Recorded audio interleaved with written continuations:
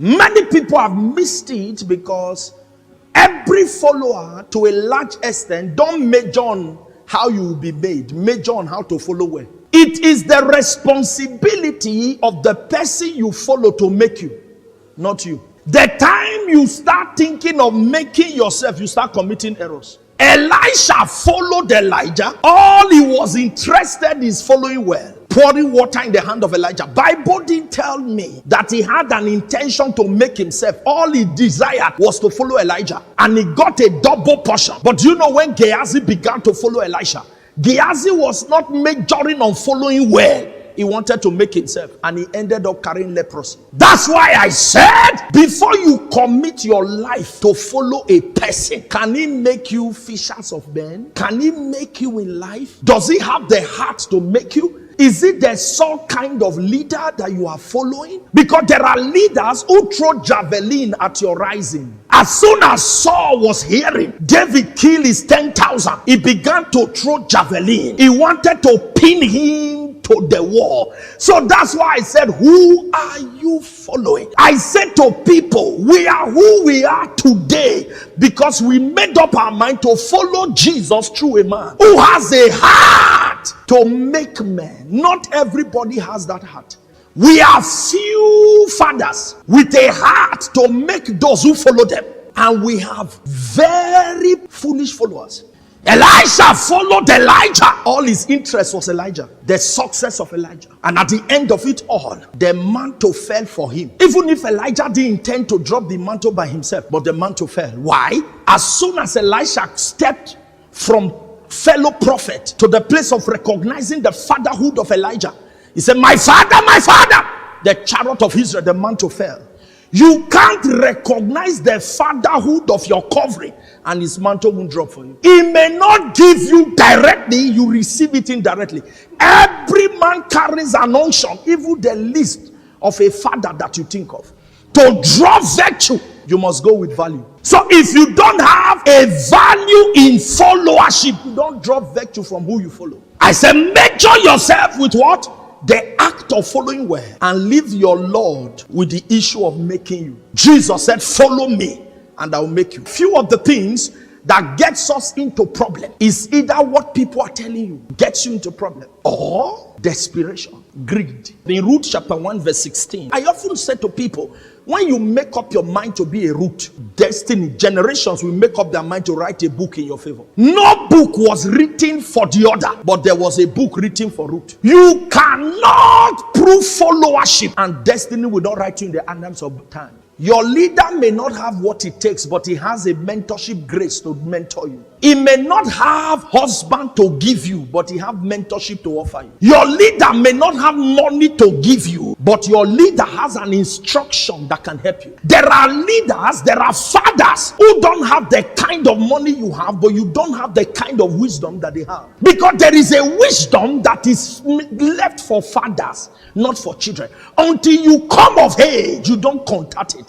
That's why I tell people, there's a level you get to. Don't just saturate your congregation with inspirational preachers. Look for experiential preachers, because they have something to tell you. Laban said, experience has taught me.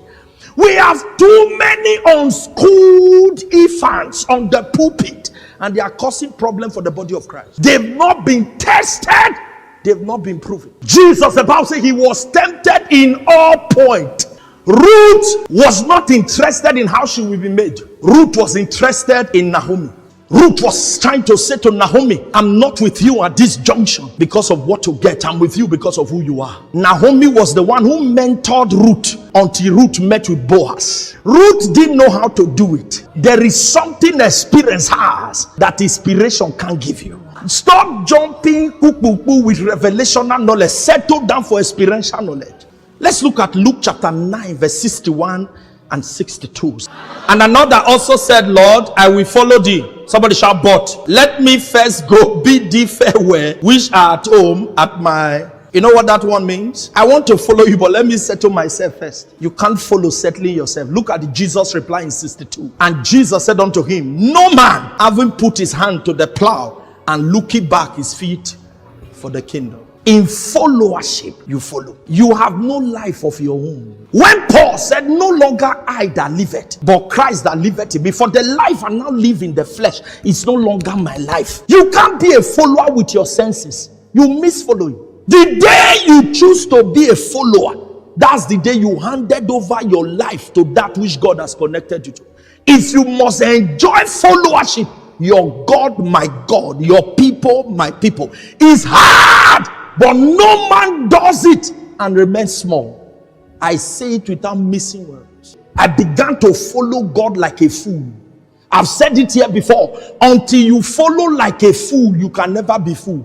I was speaking to someone and I said something. You know, there are certain people who tell you, see, I cannot be enemy to anybody that does not like my boss. Are you a friend to Satan? Why are you not a friend to Satan? Is an enemy to who? Is Satan your enemy? Have you met Satan before? Do you know Satan? Why are you an enemy to Satan? Because he's an enemy to God. Because he rebelled your God. Because he does not believe in your God. Then why do you hold on to the enemy of supposed God, and then you want to be friend to those who fight your boss? Hypocrisy. We are no enemies, but we can't be found in the same place. Evil Bible say, what has light to do with darkness? One of the things that follow will do for you is that follow will connect you. 2 Kings chapter 6 verse 19. What did Elisha say? And Elisha said unto them, this is not the way, neither is this the city. Follow me, and I will bring you to the man whom ye seek. What did he say? Follow me, and I will bring you to the man whom ye seek. There is a man you seek. To find the man, you have tried. You have missed the city. You have missed the town. And Elisha said, follow me, and I will bring you to the man. I've shook hand with presidents of nations, not because my father has a connection, but because God gave me a man who took me like Elisha and took me to the man, and I shook my hand. I've met with governors because I follow. There is a connection that can be established by your following. Let me say this. There is a junction, not popular. It's not always. There is a point you follow and follow that your next level will happen by recommendation, not by prayer. Because you have so followed well that your boss can tell you, represent me.